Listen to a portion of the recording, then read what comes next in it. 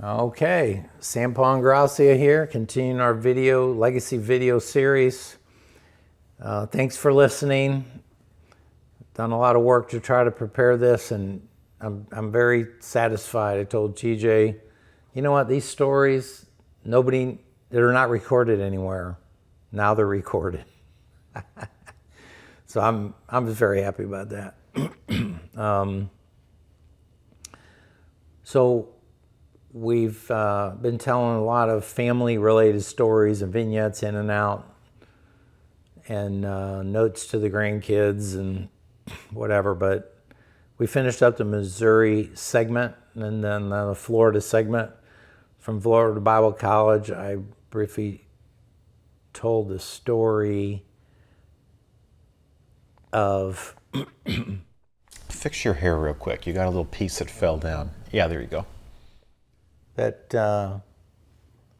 I told the segment that we were Dallas Theological Seminary, and my friend Bud Hamilton was at Jacksonville Chapel, and they had an opening for an outreach pastor.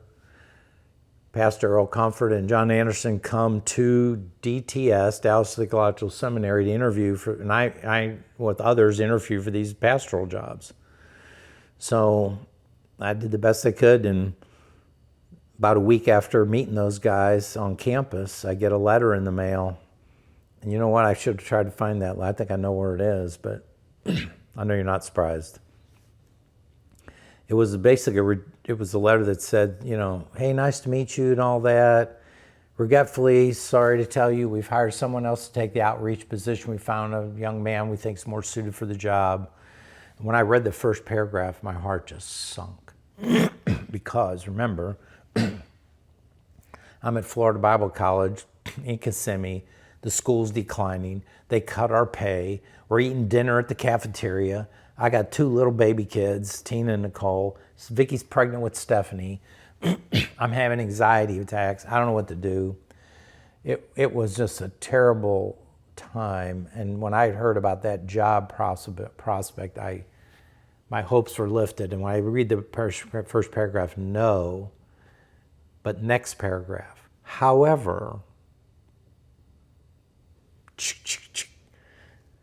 we have another position that we believe you're perfectly suited for. It's called the Pastor of Administration. This is a job we had on our horizon, but now that we met you, we want to offer you that job now. And I was like, oh, praise God. Hallelujah. What's a pastor of administration? I don't even know. That's funny, isn't it? I had no idea what they even were talking about.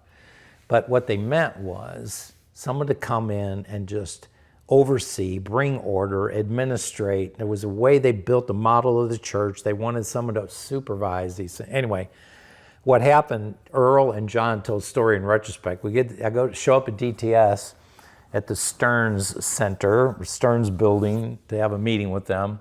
By the way, we know the family story. We know the family the Stearns building was named after them. Albert Stearns' uncle. Albert was an elder at Jacksonville Chapel, and it was his uncle who was named for that building at DTS. Anyway.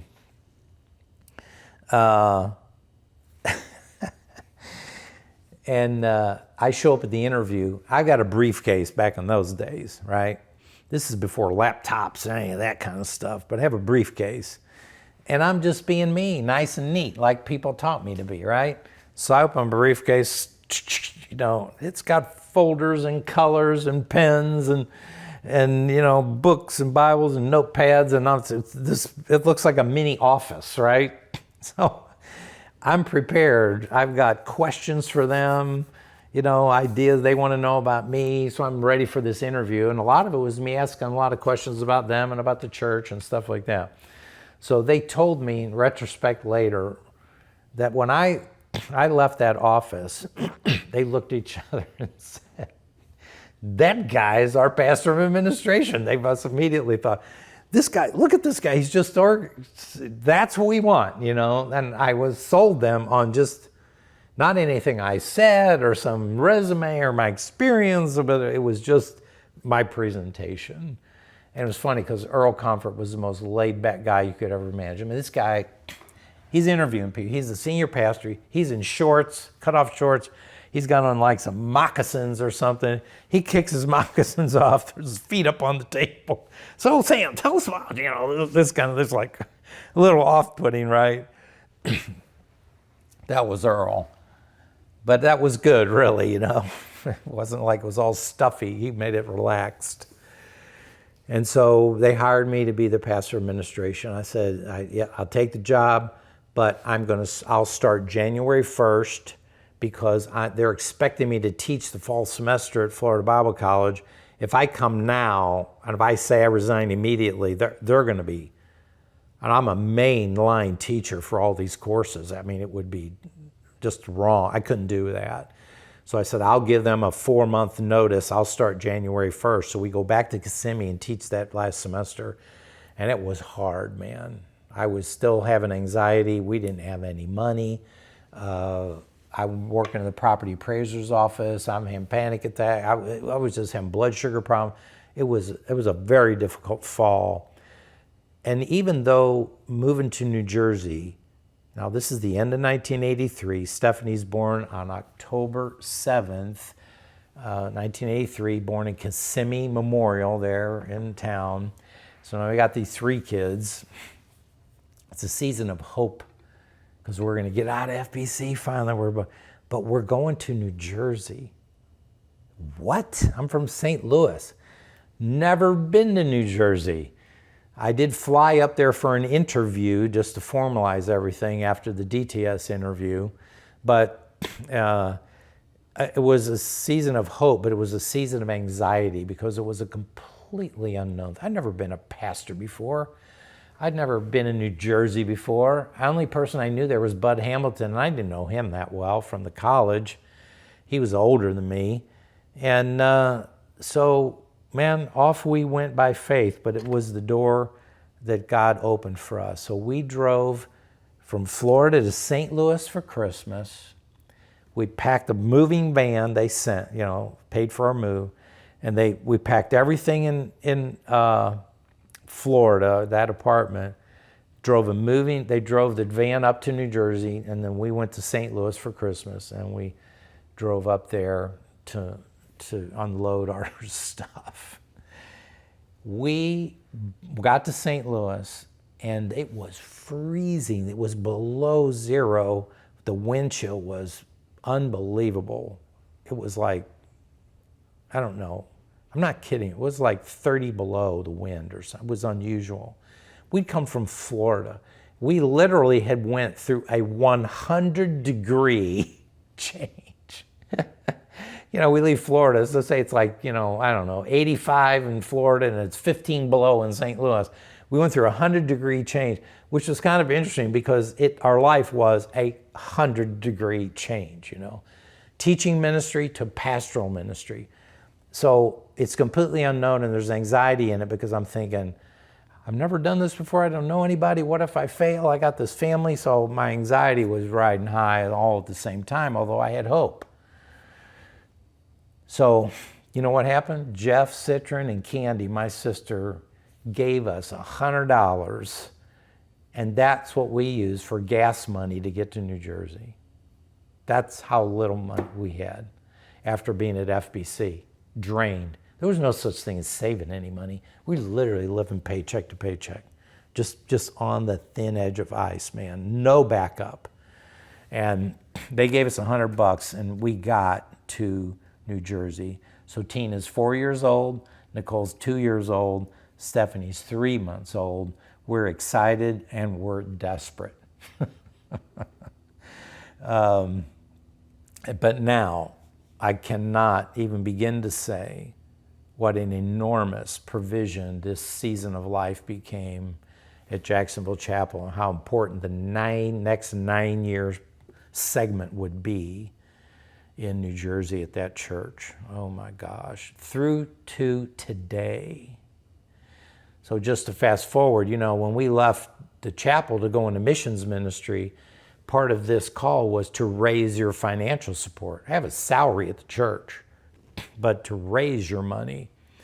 And That means people make donations to E3 Partners in our support account. We get paid out of the account. That's how it works. You raise your money. Well, when we left there to do that, I mean that was a huge step of faith. And I had a segue on that, and I can remember why I got into that. Well, but you had a salary in New Jersey. Yeah, I had a salary, and we had to walk away from the salary at that time to raise support. But I can't remember. It was in '93. I thought I had something else in mind. Anyway, nevertheless. So when you went up there to New Jersey, you're living paycheck to paycheck in Florida. Is it now? It's kind of like, oh, now you're not making a ton of money, presumably, but it's like I have a real job now. Yeah, I have a real job at a church. Things are more stable now. Yeah, it was a little bit more stability moving a church. Even when we moved there, at first it was very low, but a guy named Bill Albert, who's one of my best friends in life to today, here's what I was going to say. So when we left the chapel, raised support, that church got behind us financially big time to support our ministry. Till today. 31 years ago we left that church. They've supported us every month, the largest donor we have, monthly donor we have, for 31 years. The senior pastor there now is Dave Gustafson. His mother, Kathy, was my secretary when I was there, and Dave was a teenager in the church. Dave has grown up, went to DTS. We've been friends all these years. I've taken him on mission trips. He's the senior pastor. Ted Voltmer, the executive pastor, we live in Dallas. I took him to Romania. There's all these connections. Nobody leaves the church 31 years later, they still know them and support them. It's like unheard of. The whole state's like a storybook, really. I mean, so that's what I wanted to say. So that church is cornerstone to us. Through today. I'm taking people to Barranquilla, Colombia from that church in in October in a few weeks. So when we first got there, we move into this house right here. We have a sketch watercolor painting of all the main houses we live in. So this is it. Number 27 Jacksonville Road, Towako, New Jersey. This is about 1.5 miles down the road from the church itself. So we moved into this little tiny rent house. It was not the best place, but it's a place they found for us the land in the meantime until something else turned up. We lived in that house really actually in about 8 or 9 months. But that's where we got our start. I've been up there many times over the years and go just sit in front of that house, take a picture of it and remember, and I had a watercolor made of it. There's a black and white picture, I think, of you guys standing on the porch. Yeah, that's on that porch. That's on that porch, yeah. That picture was taken that evening of our family standing on that porch. That evening, I preached that evening service. It was the first sermon I ever preached at Jacksonville Chapel. I preached on Ephesians 6, the armor of God. And I preached way longer than I was supposed to. I don't know why I did that, but that was the first time they heard me. And I'm a good teacher. They were like, "What? Who is this guy?" It's like, so right from the start, So you were hired as this administration guy, but also you're still a pastor. You're still preaching correct. and teaching. Yeah, well, I was teaching. That's part of the story. Let me just kind of keep moving what I was doing there. So then, after living in that Berry Place house, or the Jacksonville Roadhouse, turned out this house on 9 Berry Place, if you might girls remember this is a big part of their childhood right here. Bob Bradstreet owned this home, was renting it to a family called the Mapley Brittles from England. They were in the U.S. for whatever work, and they were going to Jacksonville Chapel. And one day their family invited me and our little family down after church to lunch. And we went to that house. It did not look like this in this picture. We redid this entire house. We put siding, windows, everything you see, the rock wall, the deck. We built a 40-foot dormer length second floor on the back you can't see from this angle. We completely rebuilt this house in the 9 years that we were living in it. But what happened is Maple Brittles invite us to lunch. Vicki and I go to this house and we're thinking, man, that's the kind of house we need.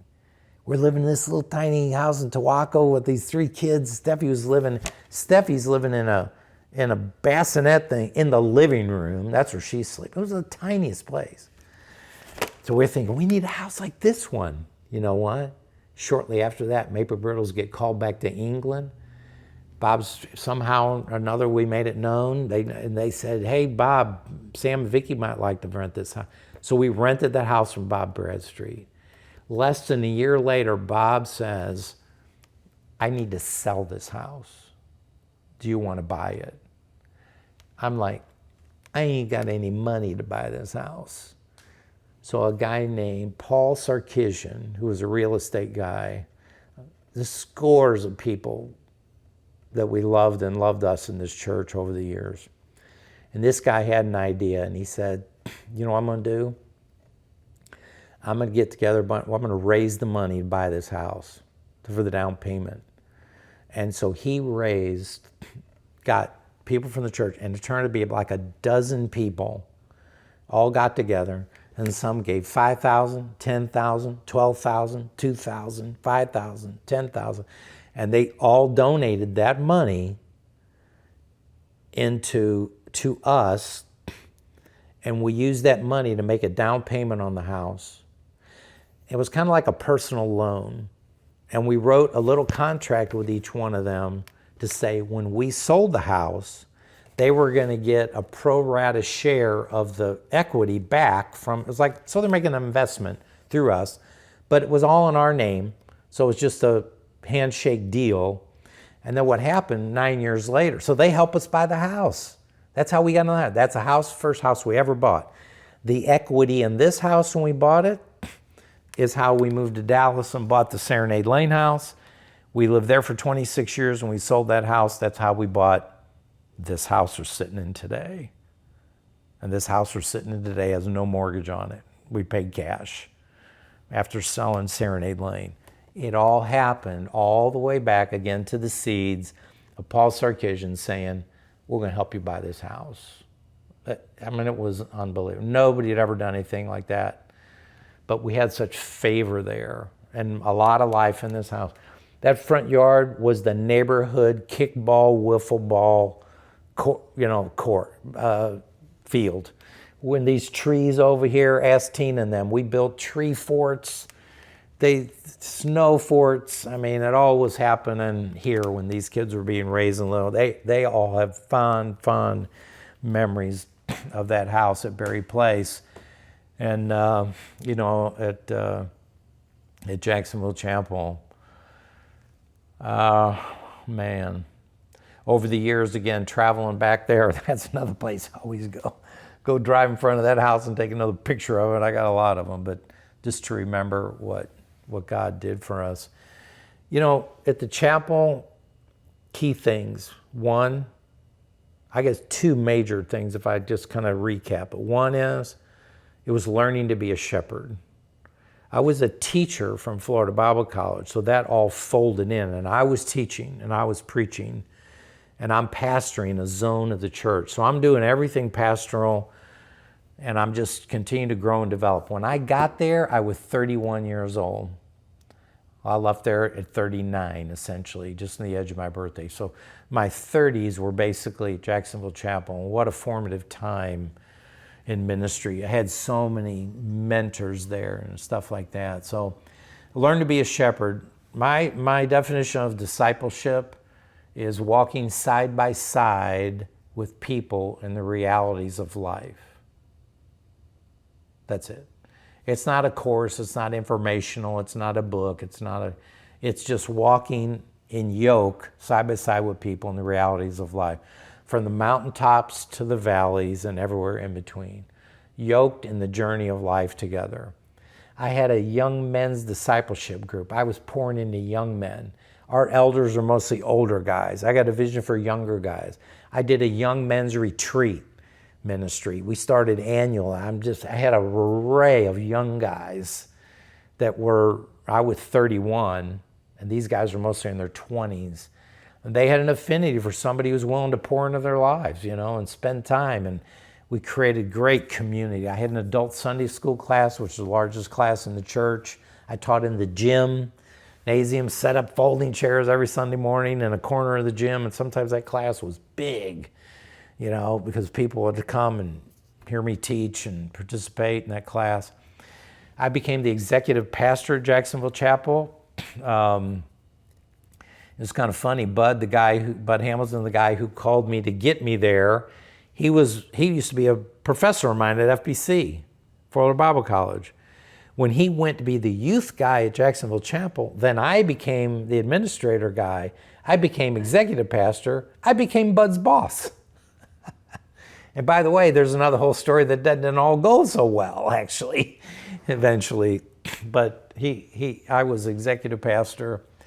So I was doing a lot of teaching up there, and I had many life mentors. I think it's important to have mentors in your life, people older than you that you can trust and walk with and know and love and be loved and trust and all that stuff, respect. And man, I had many, Bill Albert, John Anderson, Earl Comfort, Marsh Davis, Ken Cochran. I could just go on and tell you the names of men and then couples for us and people who cared, loved our family. We didn't have any family in New Jersey, so it became the family of a lot of people. And our kids grew up there through preschool and at the church, and then the public school system in town there. Many people walking with us. So learn to be a shepherd. The other thing that happened that was a big deal was, I guess, the seeds of a mission calling come to fruitfulness. So remember I told you at Florida Bible College, a guy named Louis Shuttle took Gigi and I to Mexico, to the Totonac Indians. And that was the seed of missions in our heart.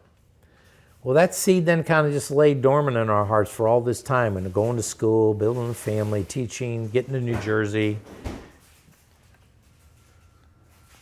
And the noise from the kitchen is making a lot of noise. I don't know who it is. Sorry. You want to come and say something on the camera? Big rat. Nope. Yep, it's Gigi. She won't come and talk to you guys. I'm sorry. I showed you her picture, though, so anyway. So we have a missions conference at the church. A guy named Ron Prince is speaking. He's a pilot. He's a missionary pilot who's working in Indonesia. So he's coming with all these stories, and there's all this stuff. And I'm telling you, this is another time God spoke to me, and he says, and I'm leaving that missions conference, and God says to me, adult short-term missions. The chapel should engage in adult short-term missions. Well, I'd been in short-term missions in Bible college to the Indians, right? And I thought, could I lead a mission trip out of this church? And I felt that's what God was telling me to do. So I went to the missions committee. I said, I want to lead a mission trip somewhere. Told them about going to Mexico. Ron Prince was here. I think we could get some adults and go do a mission trip. And surprise to my surprise, the missions committee said, do it. Sounds like a good idea. But I had to do all the work. So where should we go? We had a missionary in Haiti named Bill Tarter with an agency called World Concern. And they were doing relief and development missions in the poverty, the black hole of Haiti. And so we went to meet up with Bill Tarter in Port-au-Prince, Haiti. We went out the southern peninsula, all the way out to a community called Les Cayes, Haiti. July 1986, I lead the first mission trip ever to Haiti. We work with Bill and others in World Concern. They had a vocational school they were building, so we helped build a vocational school. They had a pig repopulation program. I took veterinarians to work with these pigs and these people because pigs were a big deal in Haiti. It sounds weird, but pigs were like the bank. I mean, they would raise pigs and sell pigs, and it was just a big deal. And so I started as a part of my pastoral work in New Jersey leading short-term mission trips to Haiti and a few to Mexico. And over the next 10 year, 10 year at GML, at Jacksonville Chapel, I'm leading 2 mission trips a year, mostly to Haiti. And here's what happened. That first trip, I took 15 men, July 1986. We go work in Lacaille. And again, it's like, it's Totenac Indians revisited, only it's Haitians. And it's unbelievable. And we're working in the day side by side with Haiti. We're building this vocational center right out by the ocean. It was just surreal. Very third world construction methods. And then in the evenings, we go to churches in the villages around Lacaille. And I'm telling you, nothing like it, man. No electricity. We ride in a van out to some little church building, huts and stuff. People come out of the dark of the night. No electricity, no street lights.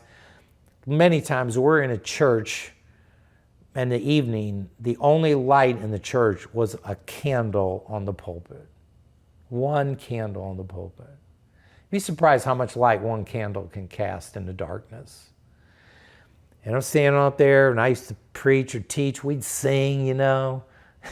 It's a bunch of guys singing.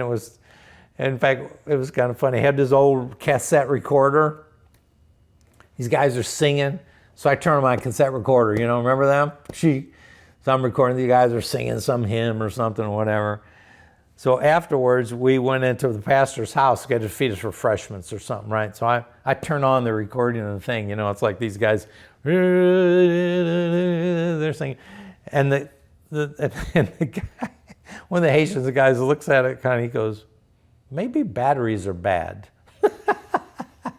I said, no, the singing is bad. It's not the batteries. But you stand up on that pulpit with this candlelight cast on them black faces, those people singing their hearts out. Hands raised, singing, praise God. They got nothing. They were as impoverished as you could imagine. And that's what it was that just blew our minds. I remember riding through Cité Soleil, the largest slum in the Western Hemisphere. We rode through in our van to go out to Lacaille. There used to be a magazine called National Geographic, you know, and it's like they would show you real things. And you see all this vivid pictures in National Geographic of poverty or something, you know. Well, this was National Geographic Live. We're looking out the windows of a van. It's such a degradation of humanity living in squalor. And no one in the van could speak. Nobody could speak. And think, what is this? That stuff was life-changing.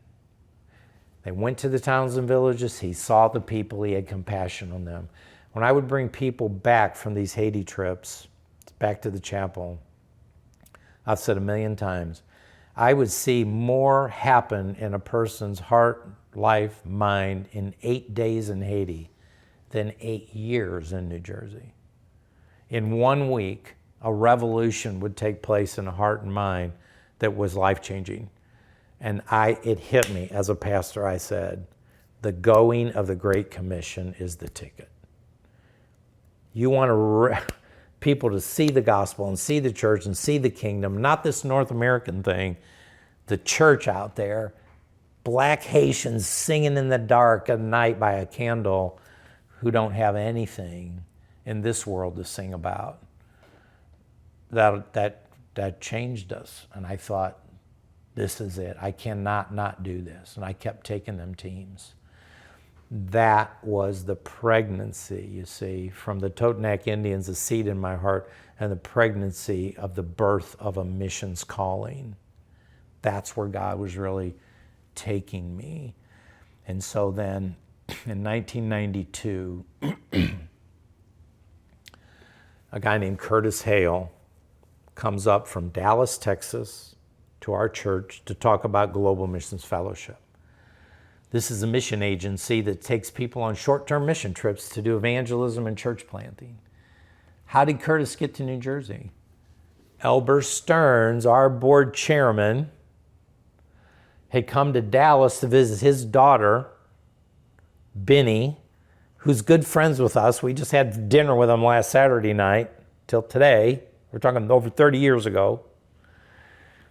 His daughter has a dinner party, invites friends, her parents, Albert and Ann Stearns are there from New Jersey. They meet Kurt Nelson and Curtis Hale from Global Missions Fellowship. And they're telling them about what they do as a mission agency. And Albert says, you know what? You need to come up to our church and tell us about it. We got a guy named Sam Ingrassia who's leading mission trips. And, we're doing some of that stuff. Why don't you come and tell us what you're doing? Actually, months went by. I never knew about that invitation. And several months later, it turns out, this guy's coming from Dallas to talk about short-term missions. What do you think I thought about that?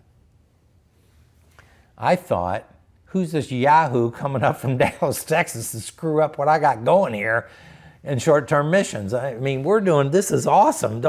Somebody come in here. So that's the sixth thing, threatened by the outsider coming in to screw up what I got going on, right? So sure enough, Curtis comes, and this is a crazy story. In our town was a lake, PV Lake. And Vicky used to take the girls there to swim. We don't do a swimming pool and all this stuff. So it's just a town lake, sandy beach, kids swimming. We had just come back from St. Louis for our summer vacation. And it was the last day of my vacation. I still was on vacation technically, on a Saturday. And we're at PV Lake. And the meeting with Curtis Hale of Global Missions Fellowship is that night. He's meeting with the missions committee. And they had invited me to the meeting because I was leading the mission trips. But it's the last day of my vacation. So we're sitting on PV Lake, and I'm thinking, I don't even know if I want to go to this stinking meeting. I don't even like most of the people on the missions committee. And Vicky's like saying, well, do whatever you want to do. I mean, I'm thinking, I could say I'm on vacation. I was on vacation. Okay, so in my mind, I'm this close to missing one of the most important meetings of my whole life. So I decide I'll go to the meeting. Push comes to shove, I'm probably a people pleaser, so I don't want people to get upset, so I'll go to the meeting. Curtis Hale speaks from behalf of GMF, tells us what they're doing. They run short-term mission trips, but they do evangelism. They help start churches.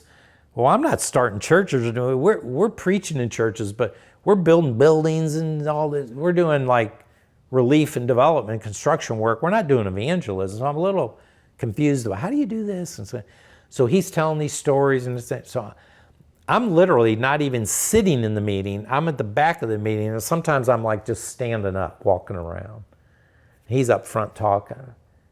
I'm listening to this guy, and I'm thinking, what is he? I'm thinking, wow. The meeting ends, and I say, hey, you know what? Why don't you come speak my Sunday school class tomorrow morning, Saturday night? So we can hear more about this. I have my own class in the gym. You come and you can talk more about missions in the class. So he says, of course. That night, I'm driving home from the meeting. I'm going around the curve at the top of Jacksonville Road. Many people know this story of my life. And just as I'm going around the corner, God says, here you are again. I want you to go full-time with GMF. I'm driving the car. I hear this in my mind, heart, whatever. A lot of times I've said, it wasn't audible. It was louder than that. So I'm driving, and I say, you what? Then I go, do you know what this means? Like, what are you saying? If I leave this church, don't you know who I am? I'm the executive pastor. I'm maybe the next senior pastor. That's what many people thought. I'd say, what do you mean? What? And I'm telling you, I knew at that moment, this is it. I'm leaving the chapel. We're going with Global Missions Fellowship. I drive home. I get home. Vicky's, okay, hey, Vicky, we need to get these kids to bed. I need to tell you something. I'm going to talk about something. She says, well, what? What do you want to talk about? I mean, I just been to one of another thousands of meetings I've been over the last 9 years at this church. She says, I said, no, let's get the kids to bed. I can't explain it right now. So she says, this is Gigi, right? She says, okay, can I ask you one question? I said, sure. She says, are we moving? I said, yes, I think we're moving. And that was it, man. She came, put the kids to bed, we talked. We got on our knees and asked God, said, okay, if you're in this, you better make it clear. And because I was in this church, man, I wasn't looking to go anywhere. And we said, okay, we'll follow if you're in this. The next morning, I go to my class. Curtis speaks again. He talks more about all this mission stuff, short-term mission trips, all this stuff. I'm drinking from the well of short-term missions. I know this is the ticket. Now, this guy's is telling me about this stuff. So he has told many times over the years. So after the class, I come up to Curtis and say, man, we have got to talk. And I said, after Sunday service tonight, you come to my house, like clandestine, quiet. Come down to my house, I need to talk to you. And I told him, I think God's calling me to come with you. Like, I'm Sam Ingrassia. I'm the guy that's leading the short-term mission trust. I think God's telling me to go with you. And so he came to our house, and we talked that evening, and he answered our questions. And I'm telling you, at that time, Global Missions Fellowship was just a ragtag band. I'm going to go get a picture here in a minute. So let me tell you what happened. So I say, he says, you need to come on a trip with me. I'm going to Maracaibo, Venezuela in September. The date that this happened and when God said, it was July 11th. July 11th, 1992 was my call to GMF. In September, he's going to go to Maracaibo, Venezuela. I think it was September. So I say, okay, I'll come with you. And I'll bring some people. Like, we're going to go on a mission trip and we're going to go with you. I've been leading trips, so it turns out I round up about 12 people to go on this trip. I actually recruit more people than him. So we go to Maracaibo, Venezuela. Guess who was also on that trip? Mark and Sophie Stillpass from St. Louis. These were Bible college students of mine that I'd known for years. Somehow from St. Louis, I got them to go. And that was it. When I saw it, I worked in a little community. There's more stories there. We planted a little church in a community. We met in a lady's house named Clara, planting a church, and it was over, man. I came back and I said, this is it. This is what we have to do. I could not do it. So I went to see, oh gosh, how am I going to tell this story? I go to see Earl Comfort, my senior pastor, because this is my guy, right? I'm serving him with him. He's my mentor. You're the executive pastor. You're sort of like assistant pastor, or you're second in command. Second in command to him over the pastoral and office staff. So I go in and I tell him, Earl, I need to talk to you. I think God might be calling me to go into missions with GMF, like lead the chapel. So I'm telling him the whole story, like kind of what I'm telling you some of this. He's kind of sitting on his desk, just like that, just sober looking. And I'm pouring my heart out to him. So I said, so Earl, what do you think?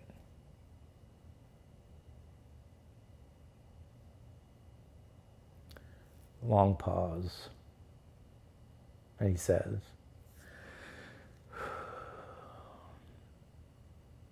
I'm having a hard time.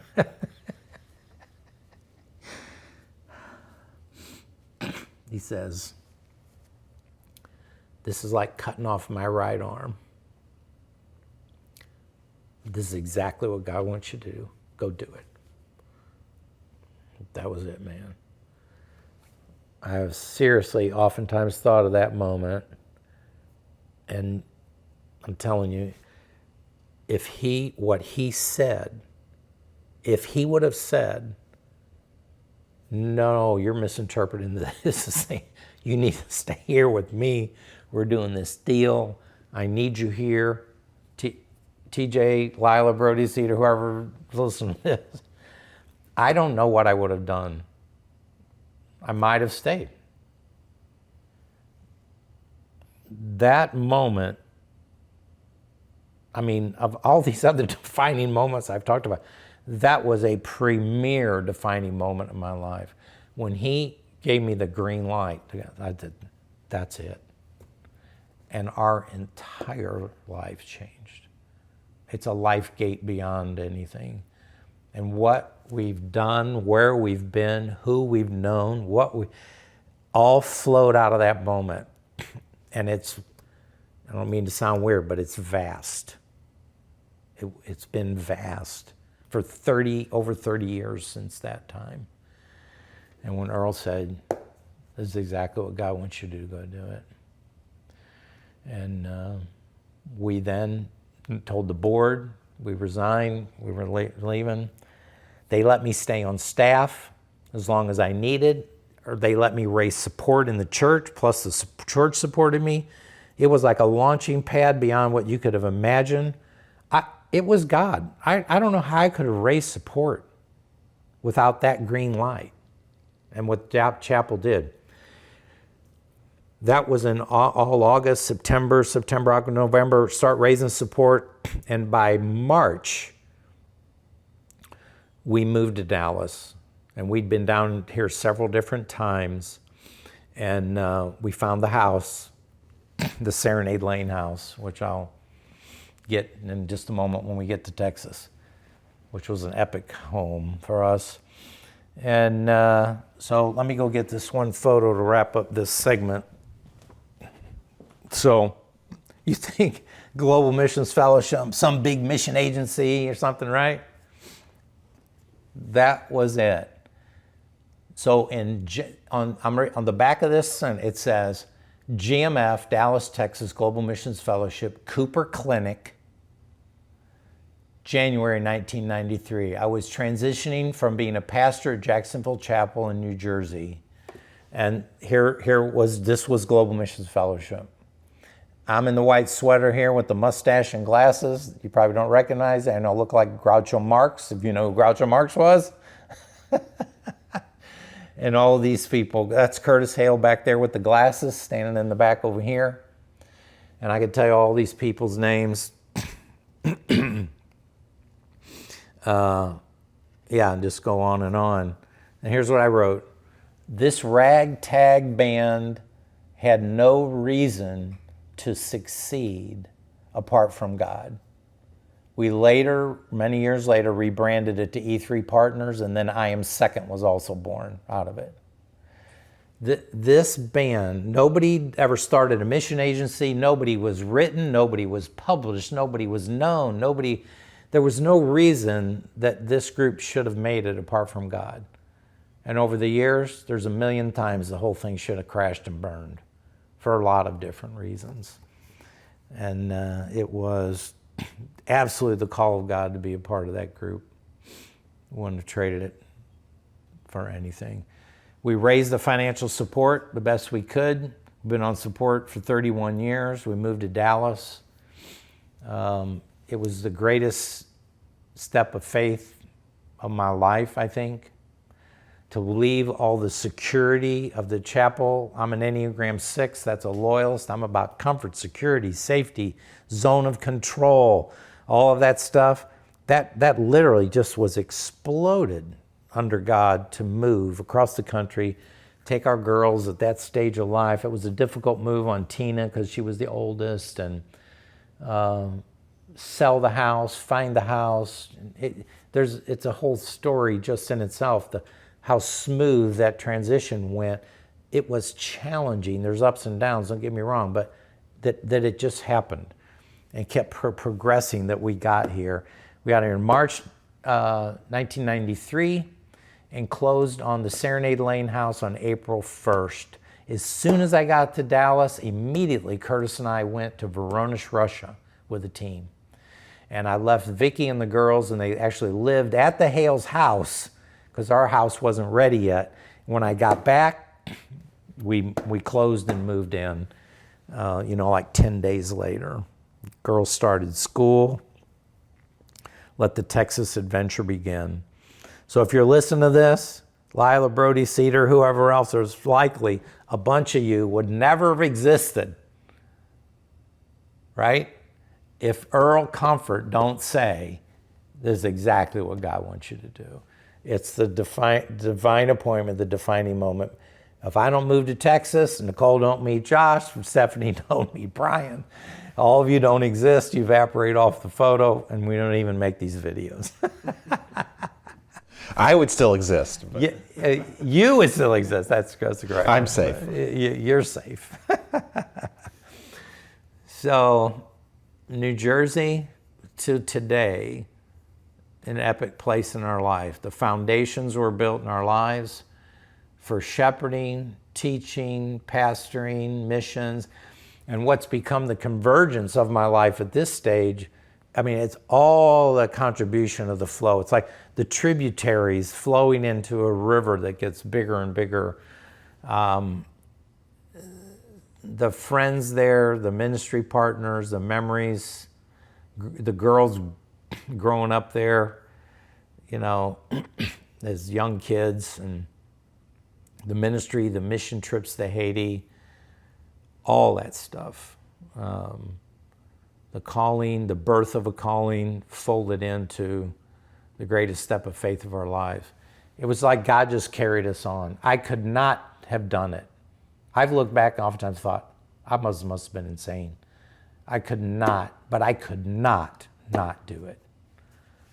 And we walked away from everything that we knew and were secure in, including the salary, at 39. How old are you, TJ? 38. There you go.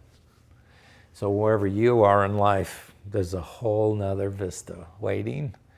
And I hope this segment just gives you some encouragement or some hope about wherever you are and how that you can have a breakthrough moment.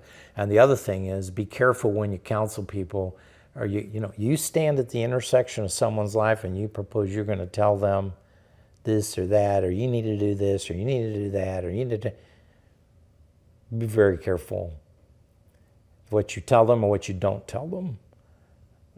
I thank God for Earl Comfort. He's with the Lord now. He passed away some years later. John Anderson, that guy who came and interviewed, he's in his 90s. He's still a friend. When you had my party in 2018, we'll talk about later, John Anderson came to that party. He flew down just for that day. When I saw him, I just cried. Unbelievable. People stand in your life and make a difference. So, make a difference in somebody's life. It's worth it. Yeah. Okay, so when you went up there, you didn't exactly answer my question from earlier. So you got hired as this administrative pastor. Yeah. But you still have some teaching responsibilities, Yeah. or you're not preaching every Sunday. No, but I'm preaching in a rhythm of filling in a second. Sometimes Earl's gone to give me the AM pulpit. I have a regular Sunday school class, and my class became a mainstay. I'm teaching every Sunday because it was out of my gift set. I had a zone of the church. We divided the church into zones, geographic zones, and I was the pastor of a geographic zone. And so that meant I did the weddings, the funerals, the visiting, the hospital. I took care of those people. Yeah. How many people? A couple hundred people in the church? Or? Oh, no. Our church was running back in the day. Back in those days, we probably were running like 1,200 adults. Oh, wow. So that's No, that big. was a big church, especially for New Jersey in that time. And then plus kids. No, that church was running, 1,500, 1,600. And that was back in, the 80s. It was a big church. It was a known church. We were known. I mean, it was a place to be. I was very blessed to be there. And God prospered my hand there. So I had full pastoral duties, and then as executive pastor, I was over the office staff and over the pastoral staff. And so let me tell you this, when I'm at Florida Bible College and I'm getting ready to go up there, in the pastoral department there's a guy named Bob Miller, and he was a longtime pastor in Miami and all this stuff, and I say, Bob, I'm going to this church in New Jersey. I've never been a pastor before. What do you want to tell me? Tell me your top advice, like leaving FBC, going up there. He says, Sam, what's the name of the senior pastor? I said, Earl Comfort. He said, I'm going to tell you exactly what you need to do.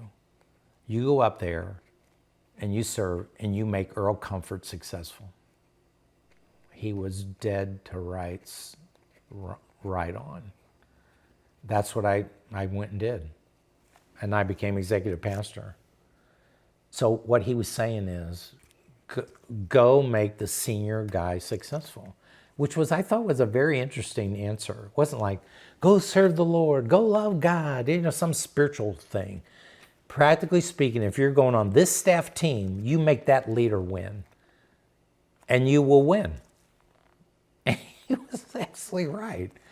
So where you serve, if you have a boss, if you have a leader, and that's a whole complicated thing, I get, but you want to help people and team win, help the leader win. And I wasn't trying to suck up or anything, that we're going to win, Earl needs to win. I'm serving on a staff team, he's the senior pastor. I did that the best I could, and that's how I got executive pastor. But I had the gift set, I had the raw gift set was developed. So people respect. I was in my 30s. This was in my 30s. In some ways, it's almost like I didn't have any business teaching at that Bible college when I was in my 20s. I didn't have any business being an executive pastor in my 30s. That's what happened. And what was we haven't really talked about this aspect of it, but in terms of like denominational, was FBC affiliated with a denomination? Was the chapel certain denomination? No, these are independent evangelical Bible churches, Bible school, Bible church, unaffiliated, no denomination, just standalone.